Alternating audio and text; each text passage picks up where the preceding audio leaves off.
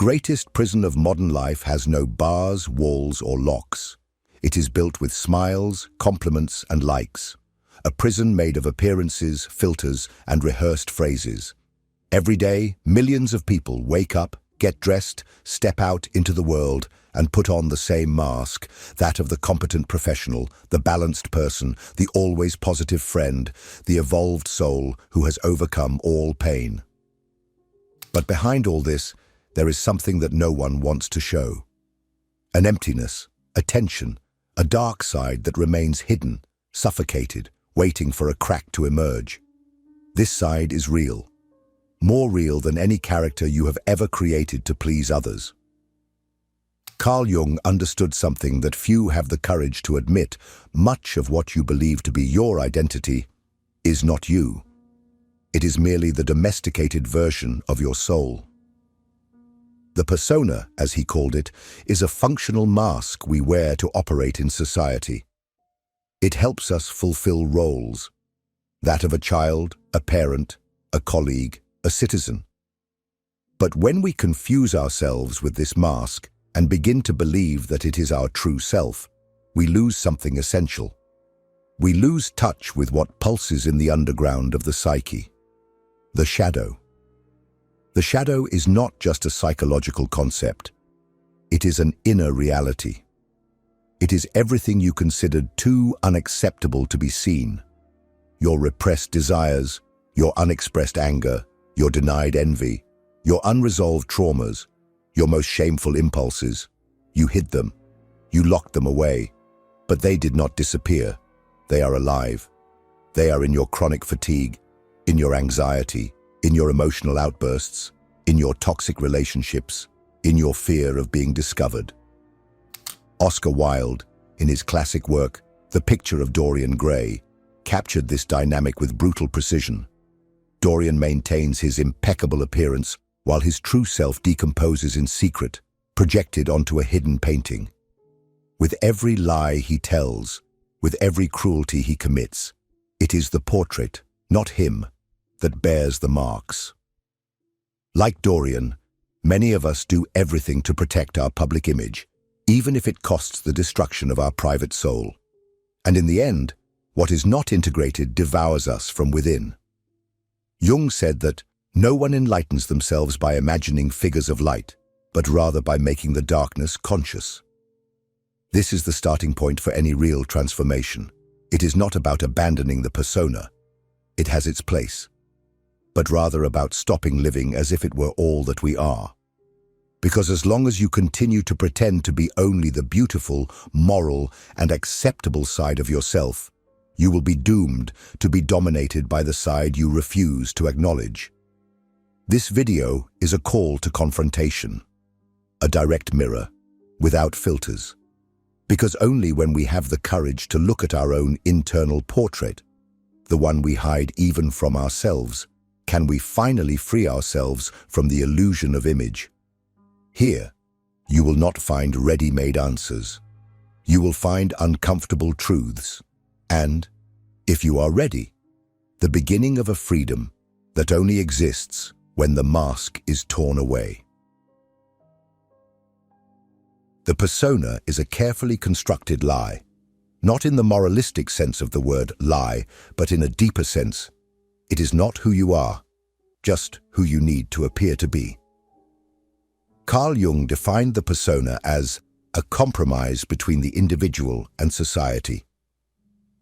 An adaptation, an armor you wear to be accepted in the world. And that is precisely why it is so seductive. Because it works, it protects, it opens doors, it offers applause, belonging, opportunities. It makes you feel loved, even if the love is directed only at a facade. The persona is shaped early on. In childhood, you realize that to be praised, you need to obey. To be included, you need to be silent. To avoid ridicule, you need to hide what you feel. Gradually, you learn to edit your expression, to calibrate your emotions, to calibrate your presence. You create a version of yourself that is easier to love. And over time, you begin to confuse this version with your identity. You start to believe that you are this image, that your worth is tied to the performance of this mask. This is where the armor turns into a prison. The persona is not just a social role, it becomes a constant demand. You feel you need to maintain control, keep the image, maintain the right tone of voice, the right posture, the right speech. You monitor yourself all the time. And when you err, when you stray from the narrative, you feel guilt, shame, failure. Because the persona does not allow for flaws. It demands perfection. You stop living and start performing, constantly. But there is a price for this, a high price. Because everything that does not fit into your persona, everything that is not approved, admired, or socially desirable, does not disappear. It gets pushed into the darkness of your psyche. It ends up down there, in the shadow. And the more you repress, the more you suffer. Because no one can live eternally as a mask. Look at Dorian Gray. He is the personification of the persona taken to the extreme. Beautiful, charming, untouchable. He becomes a social icon. But secretly, the hidden portrait begins to deform. Every denied impulse, every selfish act, every cowardice, every wickedness he refuses to admit in himself. All is absorbed by the hidden image, until the day the division becomes unbearable. Just like you, he believed he could hide forever what troubled him. But nothing remains repressed without consequence. When you become a slave to your image, you paralyze your development. You stop evolving because changing means altering the mask. It means risking rejection. It means stepping out of character.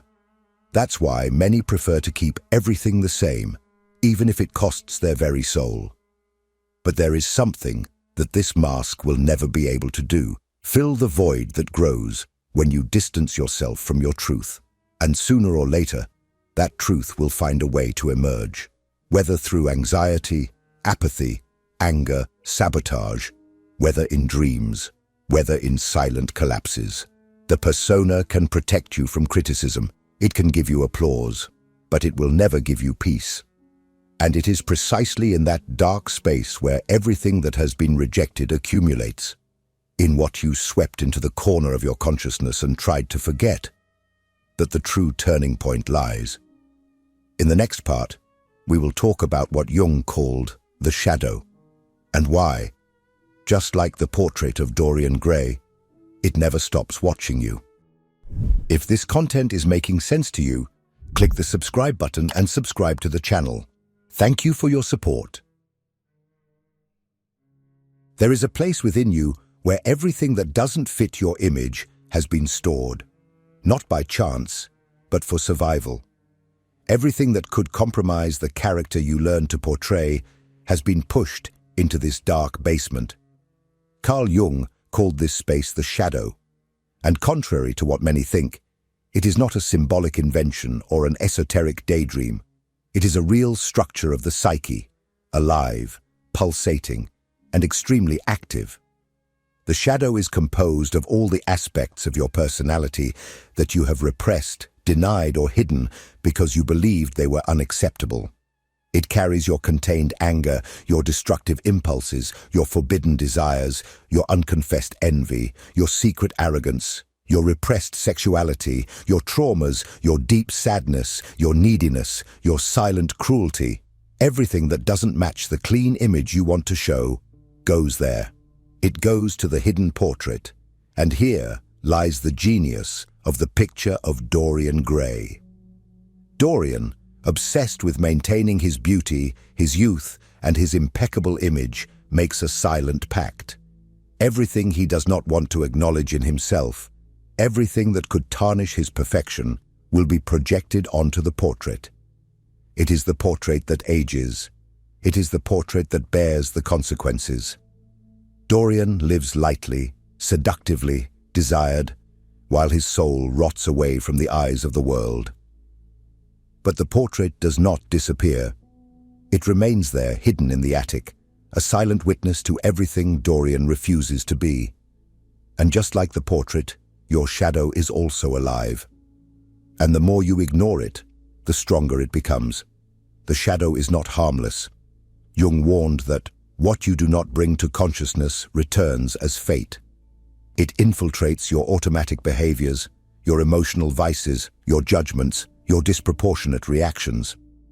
When you explode over something small, when you sabotage a relationship that was going well, when you procrastinate everything that is important, when you feel a sudden disdain for someone without logical reason, it is usually the shadow trying to emerge.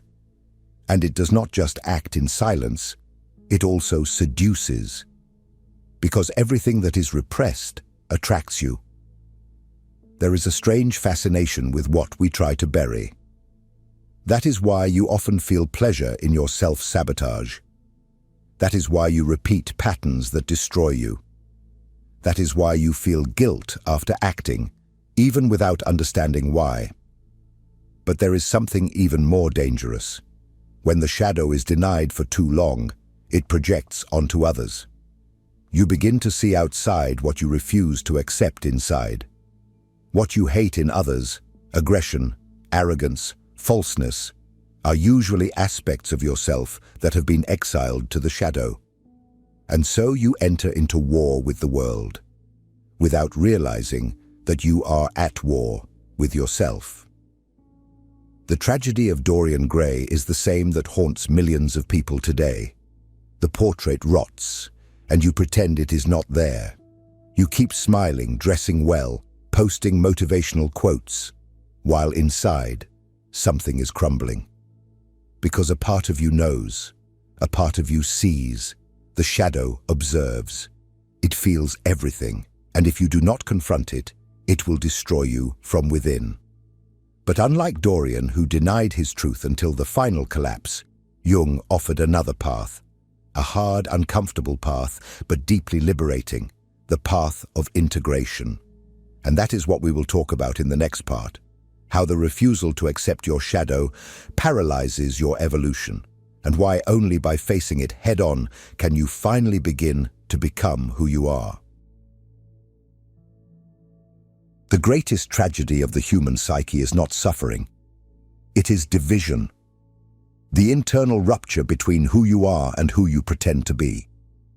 Between what you show and what you hide.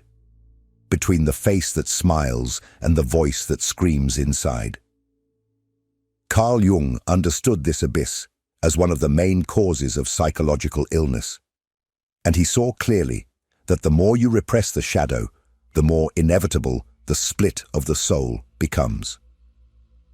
Dorian Gray is the perfect symbol of this division.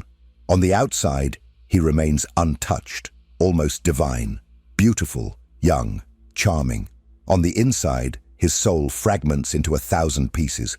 With every lie told, every manipulation, every act of cruelty, his hidden portrait absorbs the consequence. But there is a cost. He begins to live in constant vigilance, in a permanent state of defense, not against others, but against himself. Because the true terror is not being discovered by the world, it is being discovered by oneself. And this is exactly what Jung warned about. When you divide your psyche, when you live denying parts of yourself, you start walking the streets as two. The visible being, who fulfills social functions, and the hidden being, who screams in the unconscious. This division creates a field of constant tension. It is the reason why you feel that you are always in conflict, always fighting with yourself, always exhausted even without having done anything physical. Because keeping the mask on your face requires energy, and containing the shadow within a mental cage requires even more. The cruelest part is that over time, this division becomes normal. You get used to hiding. You adapt to fragmentation. You convince yourself that it is natural to live on alert, censoring emotions, controlling words, avoiding spontaneity. But this normalization of imbalance does not make it less destructive. On the contrary, it transforms it into fertile ground for collapse, for existential emptiness, for emotional illness, for the violent eruptions that seem to arise out of nowhere. That is why many destructive behaviors are not planned. They are symptoms of the divided soul. Jung explained that everything that is repressed does not die. It only changes form. Your unexpressed anger can turn into chronic sarcasm. Your denied envy can become poisonous passivity. Your suffocated need can turn into emotional dependency. Everything you do not accept in yourself will return, masked, and often it will return against you. You start to sabotage your relationships, to destroy what you have built, to ruin what you desire most, because the shadow wants to exist, and if it is not recognized consciously, it will manifest violently. In Dorian's case, these dark eruptions appear at specific but devastating moments. The cruel abandonment of Sybil Vane, the disdain for friends, the coldness with which he manipulates and distances those who dare to approach his essence. These are acts he cannot justify, but neither can he interrupt. Because it is not him who acts, it is the shadow taking control while his consciousness is too busy trying to protect the image. Have you ever caught yourself doing something that you later cannot explain? Have you ever said something so cruel that it seemed to come from another place? Have you ever had attitudes that sabotaged exactly what you wanted most? These are signs that a division is underway, and the more you ignore it, the more the shadow ceases to be just a part of you and begins to control you. But not all is lost. Unlike Dorian, we can choose another path. Jung called this path individuation, the deep process of becoming whole again, integrating the fragmented pieces of the psyche. In the next part, we will dive into this process. When your life revolves around maintaining an image, you stop living. You start merely maintaining. The image must be preserved at all costs. You need to be strong all the time, smart all the time, reliable all the time, spiritually elevated all the time. Mistakes, stumbles, contradictions, all of this becomes a threat. Growing, changing, questioning come to represent a risk because all real growth involves admitting that something in you needs to be transformed. But those who are trapped in the persona cannot admit imperfections, and that is where stagnation begins. Carl Jung warned that the persona, this social mask we wear to be accepted, is useful, but becomes dangerous when we fully identify with it. Why? Because it freezes the psyche. It prevents the natural flow of inner transformation. You stop asking yourself who you are and start merely reinforcing who others expect you to be. This is what Jung called the inflation of the persona. When you merge with the role you play, everything that threatens that role becomes unbearable. And here the connection with Dorian Gray intensifies. He does not age. He does not suffer the visible marks of life. His face remains the same, as if time could not touch him. At first glance, this seems like a blessing. But as the story progresses, we realize it is a curse. Because while the hidden portrait bears the signs of decay, Dorian remains crystallized, untouched, immaculate, and completely incapable of evolving. Dorian is the perfect image of what many become. Someone who strives so hard to maintain an idealized identity that they become a slave to it. You know people like this. Perhaps you are one of them. Someone who needs to appear calm, even when about to explode. Who needs to seem successful, even when on the brink of collapse. Who needs to look happy, even when falling apart inside. Maintaining this image comes at a high cost. It costs authenticity. It costs true relationships. It costs emotional freedom. And above all, it costs growth. Because changing requires stepping down from the pedestal. Growing requires recognizing what is wrong. Evolving requires admitting that you also carry flaws, that you also feel envy, anger, fear, pride. But when your entire identity is based on the perfection of the persona, there is no room for transformation, only for acting. The person you have become to be loved starts to suffocate the person you were born to be. and you live an entire life trying to protect a version of yourself that deep down is nothing more than a defense mechanism. Jung saw this clearly. True psychological maturity does not arise from conformity to the persona, but from the courage to abandon it when necessary. True growth requires rupture. It requires detachment from the image. It requires going through the pain of being misunderstood, criticized, rejected. Because only those who have the courage to lose superficial acceptance can achieve deep freedom. But there is a path that allows for this. A path that reconciles internal opposites, that heals the rift between mask and essence, that transforms the chaos of the psyche into a new order that is more authentic, more whole, more free. Jung called this path individuation, the process of integrating all parts of oneself, including the darkest ones, to become whole. And that is exactly what we are going to explore now. In the next part, you will understand how individuation is a practical, intense, and profoundly transformative journey. If what you're hearing resonates with you, you'll find real value in my ebooks. Beyond the Shadow breaks down Jung's core ideas, while Dialogues with the Unconscious gives you a 30-day path to apply them in your life. Both are linked in the pinned comment. Individuation is not about becoming perfect. It is about becoming whole. It is looking at everything you have denied in yourself and having the courage to bring it to consciousness. It is recognizing that you are not just your light. You are also your darkness. You are desire and guilt, love and resentment, generosity and envy, compassion and cruelty. Integrating does not mean acting impulsively or destructively, but rather recognizing that these impulses exist and learning to deal with them consciously. In the case of Dorian Gray, the hidden portrait is exactly what Jung would call an autonomous complex, a part of the psyche that, being repressed and forgotten, begins to take on a life of its own. The portrait becomes a symbol of the dissociated soul, the unintegrated shadow.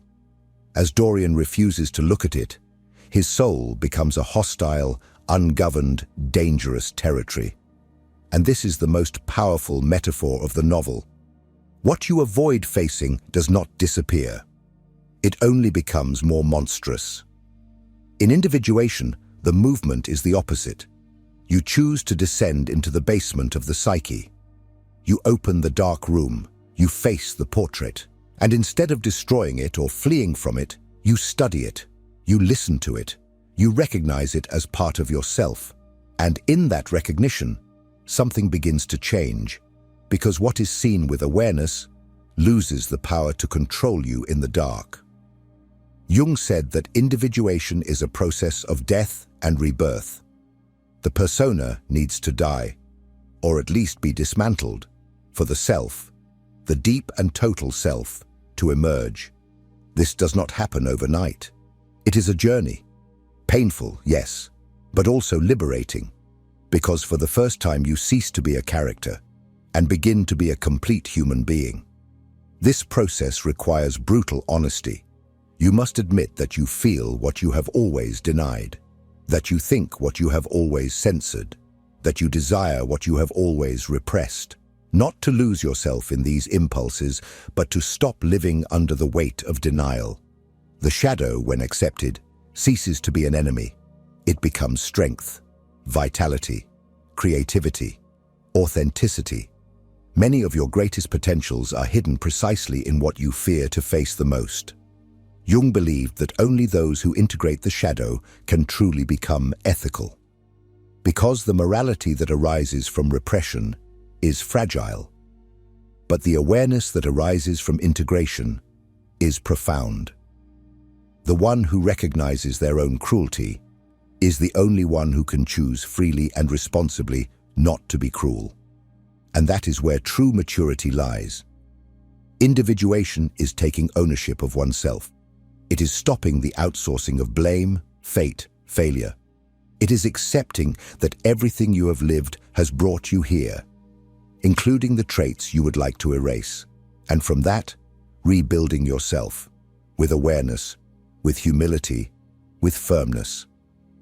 This is the path that the character of Dorian Gray never took. He preferred to destroy the portrait and himself, to erase the evidence of his shadow, to erase a crucial part of the self. But in life, we do not have to follow that same fate. The freedom you seek is not outside. It is not in more recognition, more praise, more followers on social media, more money, or more external validations. Real freedom, the kind that calms your mind, liberates your body, and silences the internal screams, is only possible when you face yourself with radical courage, when you finally choose to look at your own hidden portrait. Carl Jung taught us that psychological maturity is not synonymous with holiness. It is synonymous with awareness. The man who knows his shadow is more trustworthy than the one who thinks he is good, because those who know their dark parts learn to tame them, to integrate them, to transform them into creative power. Those who refuse to see them end up being dominated by them. Oscar Wilde showed us that the tragedy of Dorian Gray was not his eternal youth. It was his cowardice in facing himself. It was his refusal to grow, his refusal to admit he had flaws, his obsession with maintaining an impeccable image. He did not want to see the portrait. He did not want to confront what he had made of himself. And in the end, what destroyed Dorian was not time. It was the accumulated weight of everything he hid. You have a choice. You can continue feeding a mask, depending completely on it and smiling at the world while rotting inside. Or you can, with courage, start taking care of your own internal gallery, not with judgment, not with guilt, but with presence, with lucidity, with responsibility. You did not come into the world to be adored. You came to be whole, and wholeness only arises when you become the curator of your unconscious. When you enter the locked rooms, dust off the forgotten paintings, reinterpret the distorted images, and decide with autonomy how you will compose the portrait that represents you. Not an idealized, frozen, false portrait, but a living, imperfect, dense, real work. The masterpiece of your own existence. Now, close your eyes and ask yourself honestly, what part of me am I afraid to look at? What have I hidden for so long that I no longer even know how to name? Reflect on this thought. Write in the comments, even if it's just a word, a feeling, a discomfort. Sharing is also a way to start integrating. And if this video touched you in some way, like it, share it with someone who needs to hear this, and above all, subscribe to the channel. The next video is also important, and I want you to continue with us on this journey. I'll see you there.